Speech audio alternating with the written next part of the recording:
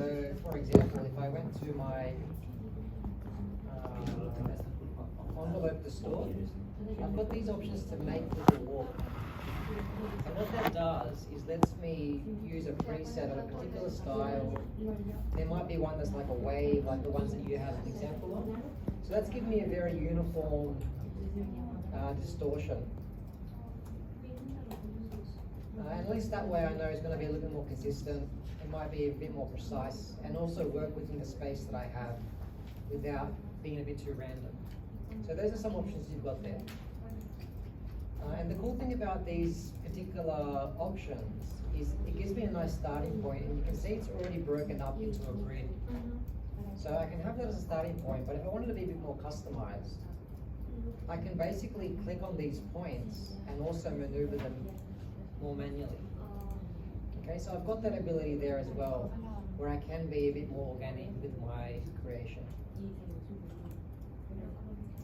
So that's probably the way that they did it in that example that you had, where it's a bit more, I guess, curated with the color palette and also the selections that they've made from the thickness of each of those sections. Another way would be similar to what I did before, but we've got actual warping tools over here. Sorry, sir, for the first option, I should go on, tenemos classify.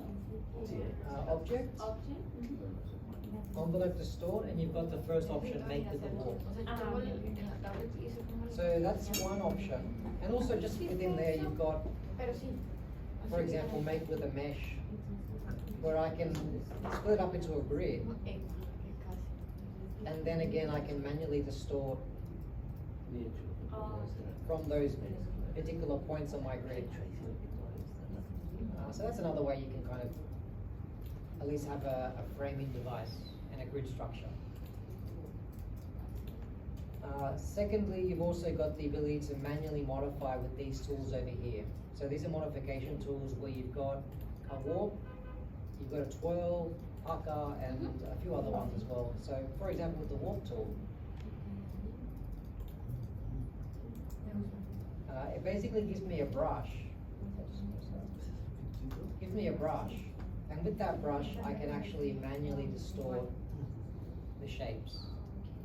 And within that particular warp tool, if I double click on the tool, I've got basically ability to change the brush size, the intensity of the brush, and also the amount of details that I retain or how simplified the lines become.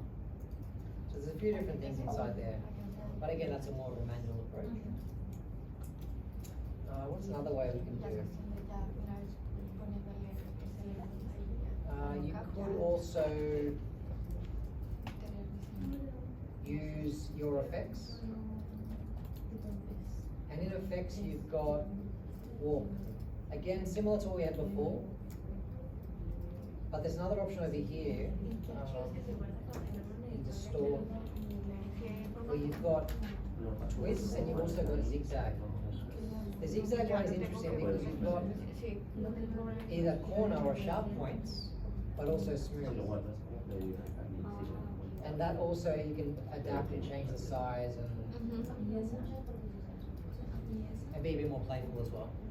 Okay, so it's going a little bit further away from the example that you had, but you get the idea that you've got a number of different ways where you can kind of create those patterns.